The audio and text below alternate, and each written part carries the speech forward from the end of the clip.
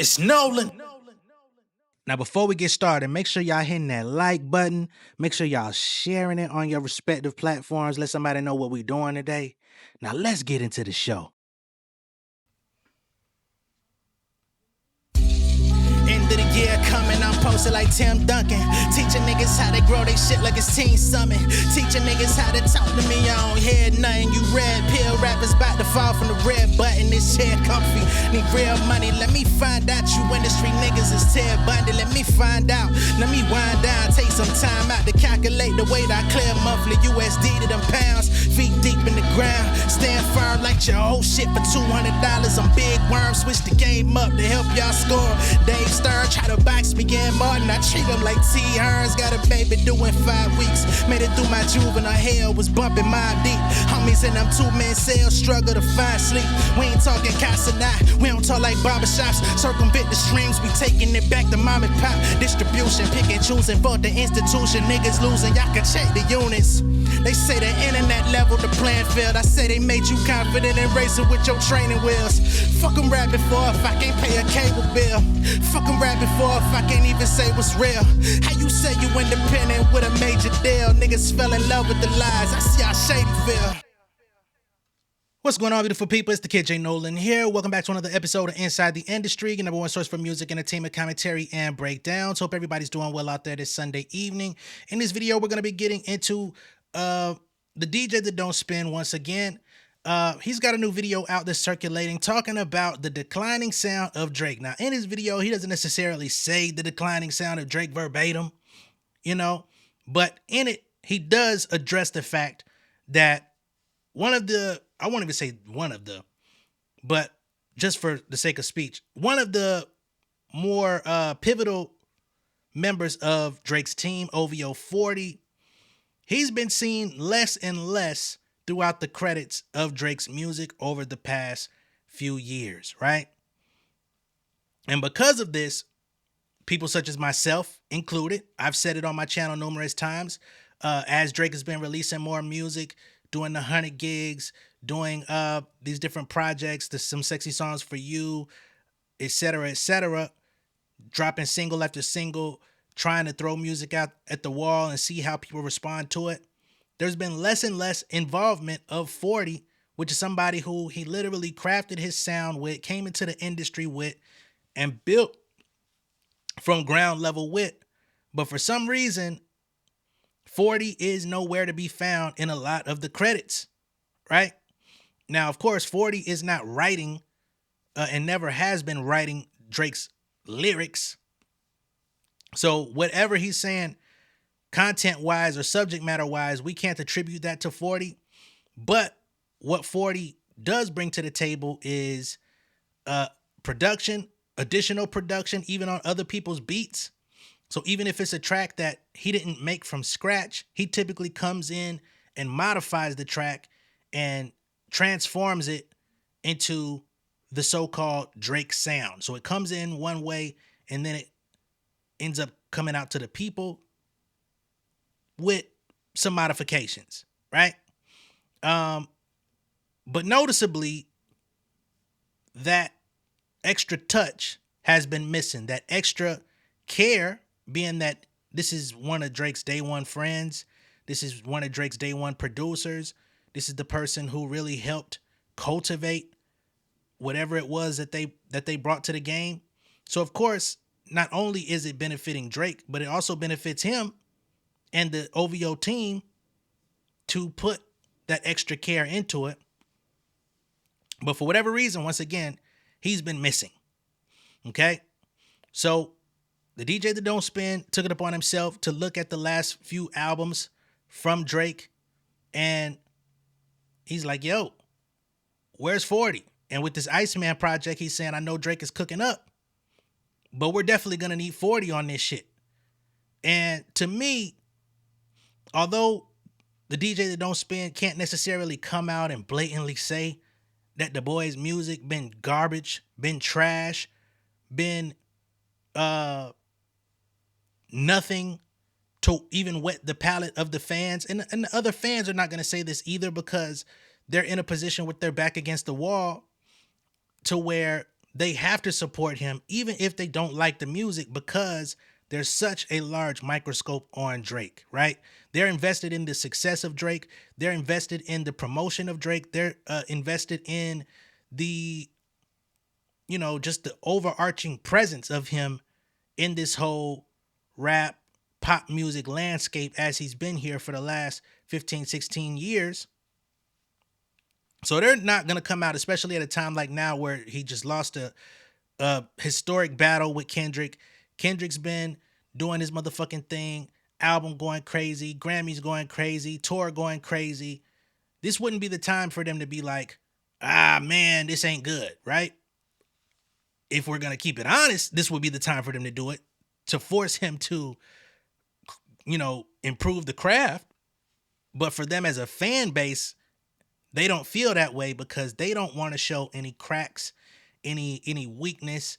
They want to try to show that they're still strongly, dedicated to his music, even if they have to suffer through it. But again, the DJ that don't spin, he comes out with this video, and in so many words, he basically says, if you feel like there's anything missing from Drake's music, if you feel like it's not giving you that signature sound and giving you that feeling that you've grown accustomed to from his music, this is why. And it's an easy scapegoat, but it's also a very valid reason, you know what I mean, at the very same time. So I got to say that at least that much. All right. And after I get into that, I'm actually going to pull up a recent 40 interview with Rolling Stone. It came out back in September. I was not aware of it, but it kind of gives you a bit of a look into the headspace of where 40 is. And y'all can read into it the way that y'all feel, but it does seem like him and Drake are a little bit in juxtaposing positions at this stage in their life. 40 is more focused on doing philanthropic work, doing charity work, looking out for Palestine, and creating foundations and being a part of the movement to better that situation over there in Gaza. He's not so much focused on celebrity and being out here, being front facing. And Drake, on the other hand, is like, yo, I can't compromise my position. I need to be the guy. I don't know how to be anything else other than the guy. So he's continuing to trek forward, chuck music out, chuck shots up, look crazy. There's all these different photos he puts out where he's just looking weird. And 40's nowhere to be found. Again, we'll go through the interview and you can deduce what you are hearing from him directly in your own way. All right, let's get to it. I do want to say, I do feel like Drake's music sounds a little bit different. And I honestly believe the difference is 40. And maybe I'm just completely off base, and Drake fans don't kill me if I am. But there's certain things that was very profound about Drake's music, like certain pads in terms of production wise, and certain of just blending, and he had a really unique style that I used to call that Drake style, because when you're that mirrored or tied to a producer / engineer, and someone who has creative vision like 40, that becomes your sound and style. Has he been around? I'm pretty sure, he's going to be doing his thing, but let me see. Some sexy songs for you. Did he do most of that stuff? Okay, yeah. I think I seen. Did I see 40? I thought I saw 40. Where's his name? 40. Am I tripping? Usually, wait. That's not. Huh.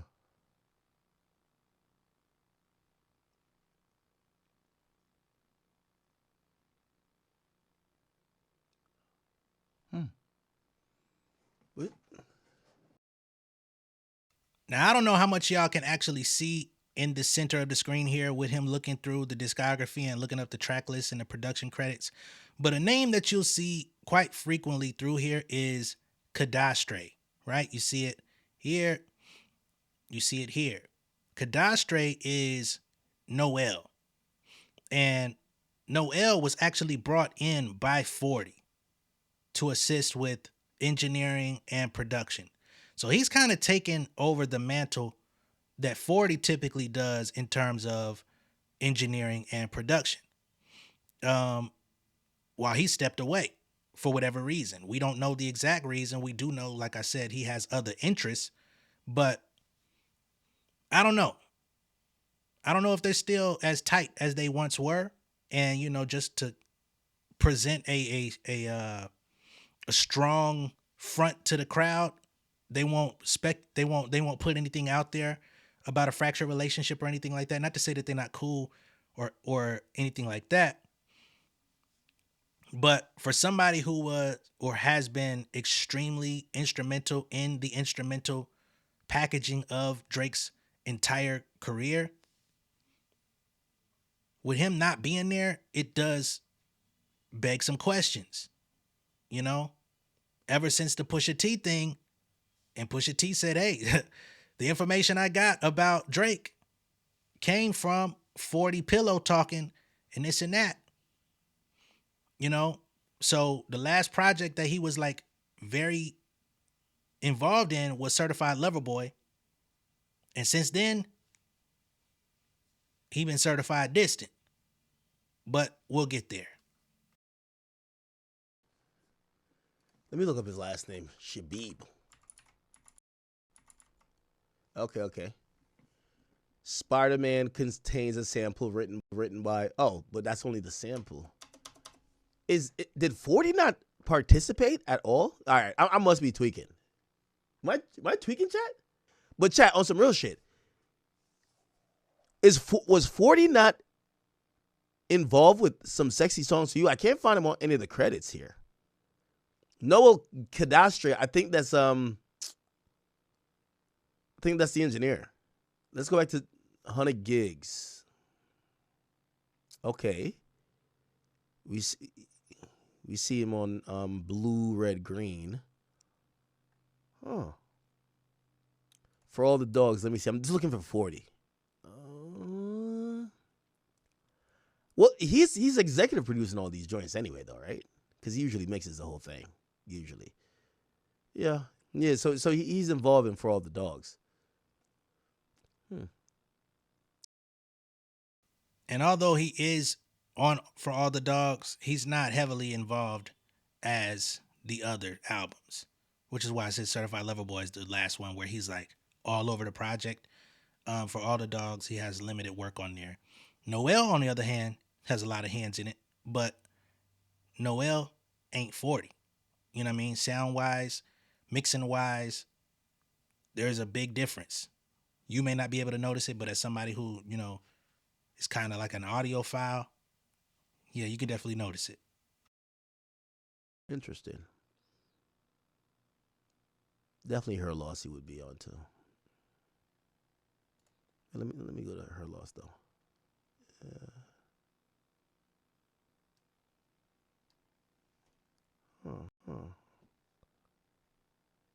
Let me see.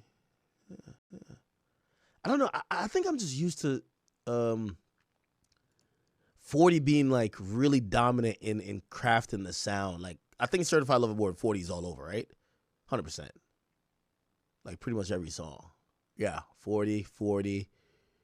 Yeah, even if he didn't produce the beat, he kind of like adds he adds the Drake flair to everything. Yeah, you see 40's name all over, even if he's not the main producer. This is Certified Lover Boy.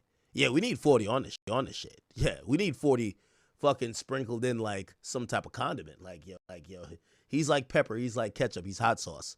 We need the boy. You feel me? Let me see. Scary Hours 2. Let's look at not Dark Lane demos. Let's go back to not Care Package. Let's go back to Scorpion. Okay, Scorpion is gonna be right there. I guarantee he's all over Scorpion. Facts, right? Yeah, everything has 40 on it pretty much. 40 or Boy Wonder. Yeah, 40 Boy Wonder, yeah. Again, I know Drake is cooking up, but we need more 40. Facts. I'm telling you, 40 is the goddamn... He's synonymous with the sound of Drake more than any producer for Drake. He would be like, let me see. Give me another artist and give me a producer that matches what you think 40 is for Drake. Am I tripping though? Yeah, I'm looking at the album. some sexy songs for you. And I don't really see much contribution for him.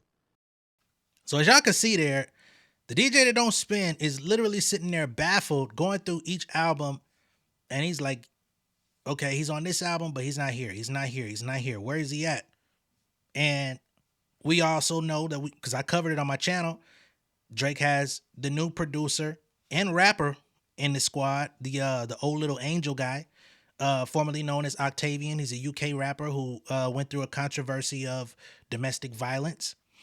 He literally lost his record deal and was pretty much canceled in the UK off of this DV situation. He joined the OVO camp in 2024, or I think actually maybe 2023 was when he first started getting credits over there. And a lot of the stuff that's been coming out this year, the What Did I Miss, the Which One, all that different stuff, a lot of that has fingerprints of Octavian, now known as Old Lil Angel, which is a new alias that he's picked up since being pretty much canceled in the UK. So it looks like he's trying to find new pieces to the puzzle because, again, 40 is not involved. He comes around just enough to kind of appease the situation, put some of his fingerprint on there, but it's noticeably decreasing. So here we have 40's Rolling Stone interview. And again, we're going to talk about some excerpts on this thing just so y'all can see the headspace that he's been in. And this was published once again in September of this year. So on identity, being Canadian is like identity purgatory. This is part of the article, not necessarily him, but just leading into what's going on. On one hand, you are told to embrace your heritage, that in the morning of your motherland, there is a mirage of belonging on stolen land. The European conquest of this soil is on full display, laying the foundation for the nation's lived experience of upfront yet subtle racism and cultural erasure. There is a constant state of wondering where you will land, where you belong, and where you are headed. It forces you to disengage, float through the experience as a viewer behind the glass. Isolation is a common word that comes up when Noah and I talk. That's his real name. A feeling we've both carried differently. Noah 40 Shabib, he says, my priority was never celebrity. Now, would you catch that? My priority was never celebrity, but his career is tied to somebody who is literally addicted to celebrity. Let's be clear. From leaking your own private videos to always doing the weird Zoolander face in the photos to always having a story feeding into the BS. Like, homeboy doesn't have an identity outside of being a celebrity, but for 40, he says his priority was never celebrity. I was around the arts from childhood. I didn't want anything to do with that shit. The only reason I engage in celebrity is to do my philanthropic work quietly. I would rather let the music talk than be a celebrity. I take that back a little. I do have a lot to say too. Now, again, we see where he's at. This person, Narcy, is the interviewer. They say, is that why you are in the studio all day? 40 says, there's a form of erasure with success, and that is not to be self-indulgent. You sacrifice personal freedoms for public consumption, and I wasn't down for all that. I've received so much from the work I've put in, of course. In celebrity, a person can lose who they really are, and I never wanted that. Okay? He's doubling down on the stance of falling back from the spotlight. I wanted to be myself and fulfill my role. I'm not worried about credit at this point. I just want to execute everything I do at a high level.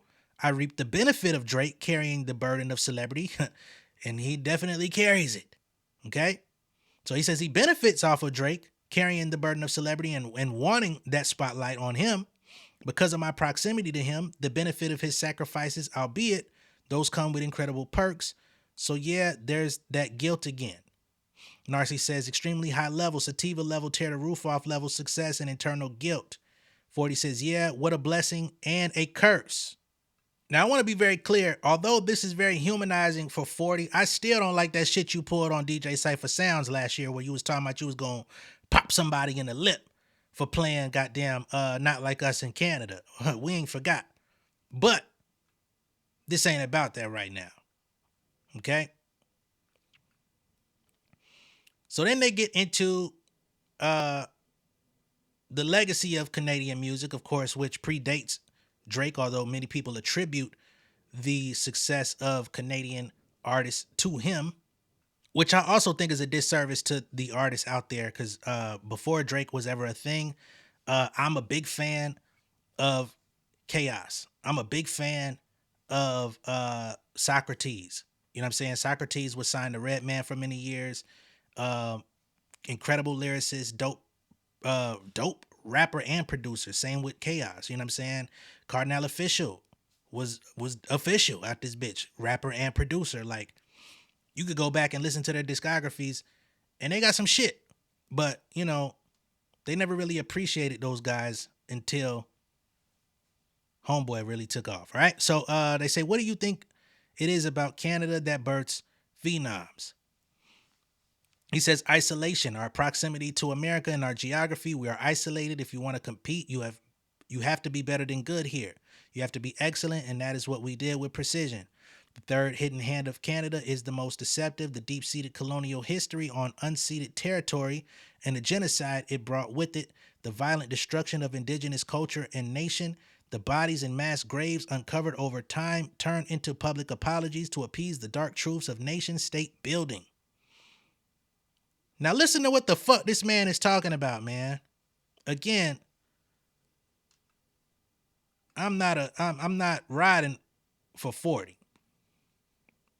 But just listen to the contents of what he is passionate about. You know what I'm saying? He's literally calling out genocide in his home country, the things that Drake would never rap about on an album.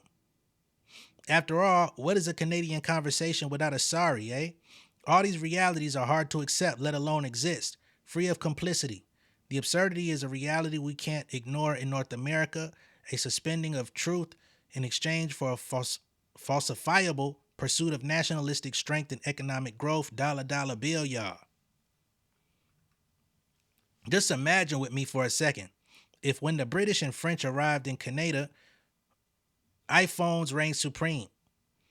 What would we have seen on our collective timelines? What it look like what we are seeing now on our social media apps, or worse? Would we be paralyzed by its viciousness, deafened by the vitriol of racialism?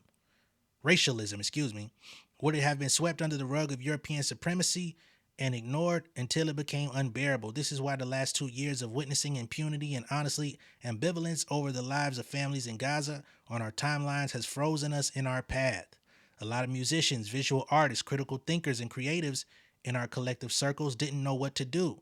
We signed lists, we protested, we wept, we built alliances, we raised money, and most of all, we scrambled.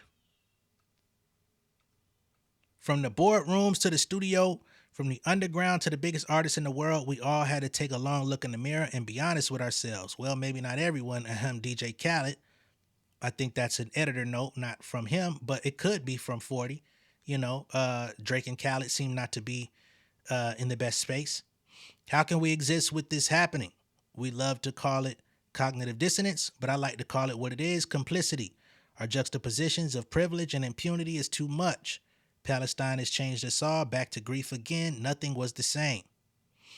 So he talks about all this grief, all this wreck and ruin going on in Palestine, which we all are very well aware of, right?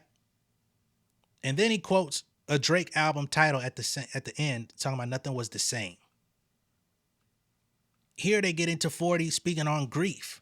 40 spent the majority of 2024 processing loss. He spent a lot of time in further isolation, changing his life. He downsized his personal life and moved back into the city, leaving that infamous house by the lake Drake immortalized on Sacrifices Off More Life. Now remember, Drake, on the other hand, he was still living at the embassy, but then he moved. He has a house, a ranch out in Texas now. 40, on the other hand, still living in Toronto and left the house by the lake that Drake rapped about in previous years. He says, my apartment is bare. I'm still slowly transitioning into this space. All my clothes are in storage, he says while getting his hair cut in his living room. I'm not complaining. I mean, how can I? He retorts, in guilt only an Arab man carries around with him. His infamous Murakami piano sits opposite a retina painting. Relics from a recent trip to Lebanon are all over the place. With a view of the city, you can tell Noah is back to his city roots after years of grinding away at the landscape of music. He says, I miss the city, he says, looking out his window. So he's insulated himself in Toronto, whereas Drake has pretty much left. Later in the day, I found myself sitting across from him at Soda, the brainchild studio of most of the OVO output. After a half-day shoot around Toronto, we kicked everyone out the room to catch our breath. I didn't know how to address the ghosts we both have around us. I'm just not good with death. We both were processing grief for different personal and cultural reasons.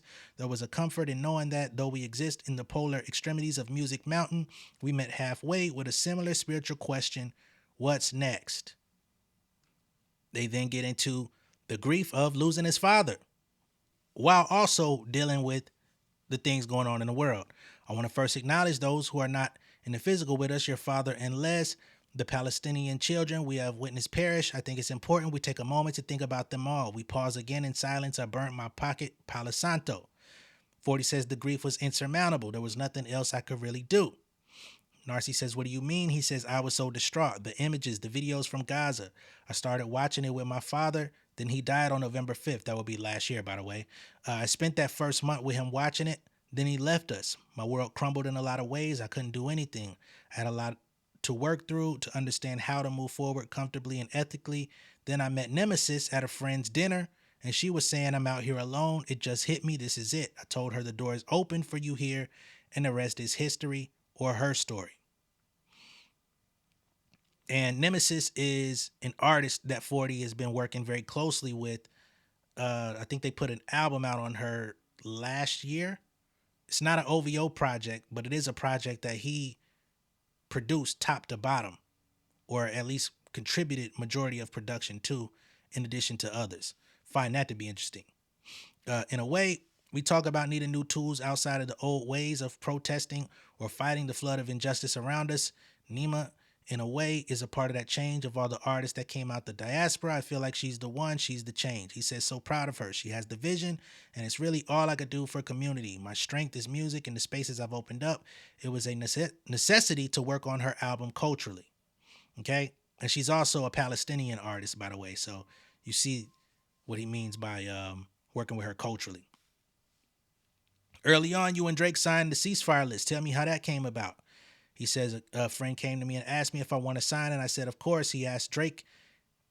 He asked if Drake would, and I went to talk to him and the team. That simple, really.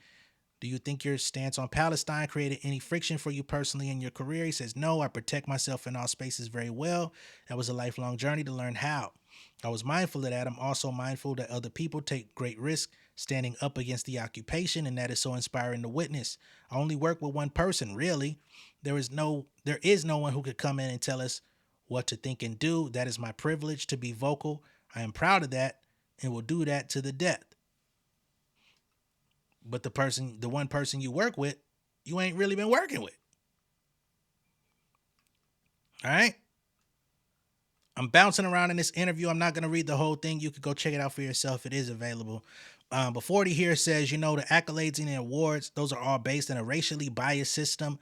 So they never really meant that much to me. I am an eternal student to Toronto.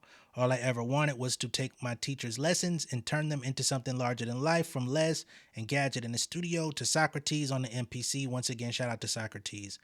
Funny that this comes up today because I was just bumping some Socrates last night before all of this even came onto my radar. Narcy says, some artists are not political. A huge pop artist won't move the needle really if they don't really care. Okay, so here 40 gets into, of course, Drake and his music never being political, and he kind of, sweeps it under the rug.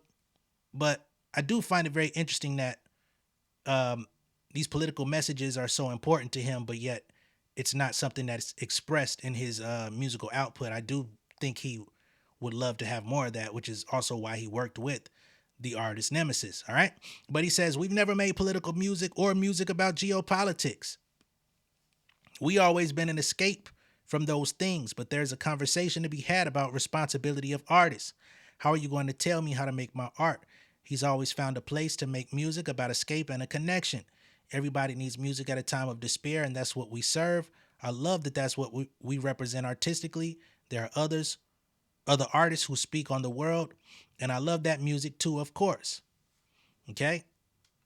So he finds some form of solace in the fact that the music that they make for some people is an escape.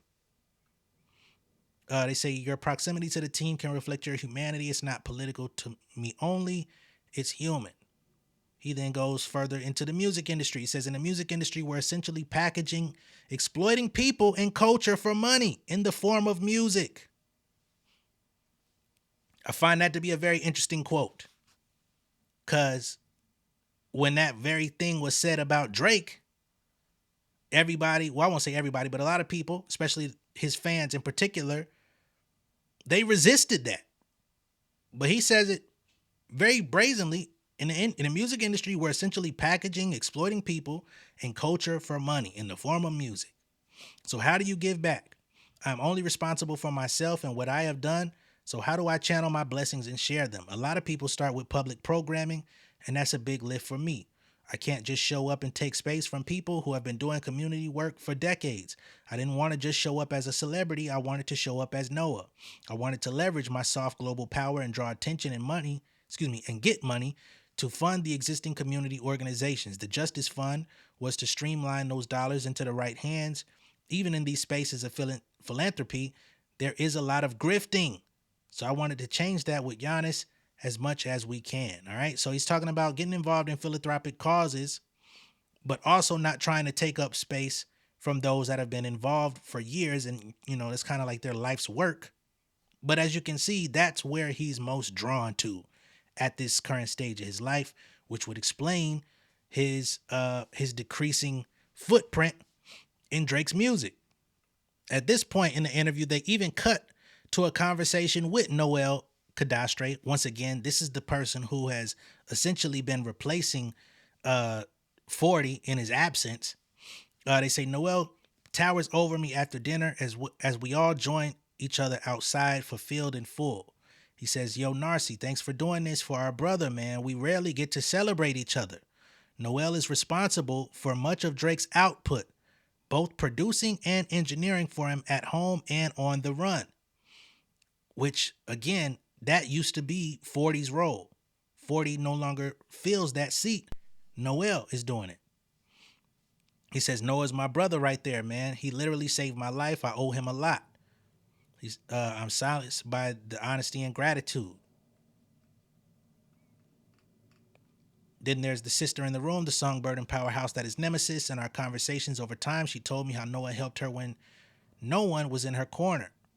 After being dropped from her label, he jumped in and offered her everything she needs to complete her first solo album. It's a very rare act of selflessness from an artist of his stature. These silent gestures can change a person's life. Back on the boat, he breaks the silence as I adjust his golden cedar tree and OVO owl pendants. This is a quote from 40 here. He says, I don't wear these as much as I should. Maybe I should. So when it comes to his OVO chain, he says in this interview, I don't wear these as much as I should. So he don't even be outwardly repping the crew as much as he could be. Again, I'm not trying to imply anything more than what's being said, but you can deduce homeboy ain't around. He ain't wearing the chain when he out. I don't know, man. We'll see. We'll see if things reverse in any future projects though. They say you get the sense that Noah has done a lot of work on himself. Recently returning from his first trip to Beirut ever, closing a 4-generation displacement loop, his healing journey has been to do what his family couldn't. His father faced a lot of adversity in the arts industry in Canada. Despite being an accomplished director, his great-grandfather, George Shabib, moved to Nova Scotia in 1910 from Lebanon with a wife and 13 children, one of which is Noah's grandfather. That patriarchal immigration pattern is all too common in the Arab experience in North America. Our generation is one of the first to actively undo those painful journeys and do shadow work on self. So they talking about doing shadow work and all of this different type of stuff, man, in this interview. I think he's undergone some pretty major life changes that have changed the direction in which he walks. And unfortunately, that walk does not seem to be aligned with the Drake brand. You know what I mean? That's what it sounds like to me. But again, y'all can let me know what y'all think of this down below in the comments. I just think this is a very interesting conversation, especially as the DJ that don't spin is the one who brought it up. I've been saying for the last year or two, where the fuck is 40? Why is he not producing the music? I've noticed the change. I've noticed the shift. You know what I mean? I'm not the biggest Drake fan, never have been, but the music that I listened to from Drake typically had 40's fingerprint all over it. And I've told y'all numerous times, Certified Lover Boy was the last Drake album that I actually, kind of enjoyed. Come to find out, that's the last one that he had the most involvement with as well. I did not like Her Loss. I did not like For All the Dogs. I did not like Honestly Nevermind in any capacity. You know what I mean? So I find that to be very interesting, and it makes a lot of sense. But y'all let me know what y'all think of all this down below in the comments. Be sure to like and share this video. If this is your first time seeing me on YouTube, go ahead and subscribe to the channel, become an insider. I will catch y'all on the next one, man. Very interesting conversation to be had here.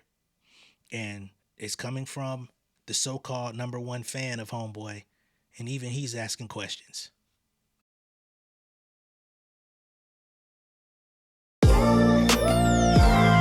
Yeah, family over fame in this bitch, yeah.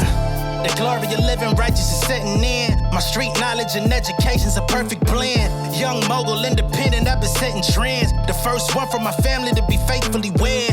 Fuck niggas and the horses that they riding on. I see this shit from all angles like a polygon. I'll never politic and the drama be piling on. Father and great son acknowledged like I'm Bobby Bonds. Conversation with my lady about the paper route. 5 sit bank accounts every day I make it count. They down talking my commentary for hating now. Well, I can take it cause I'm bodying your favorite now, please. I can do this shit in my sleep. I been writing for these niggas, y'all read it and weep. I been fighting these niggas if you speak on the street. I'll turn your birthday party into New Year's Eve. Don't let me take it there. We ain't playing fair. This the ATL, Southside nigga moving furniture like Wayfair. Life on hold, no insurance for your healthcare. Lifeline gone, so you wanna be a millionaire?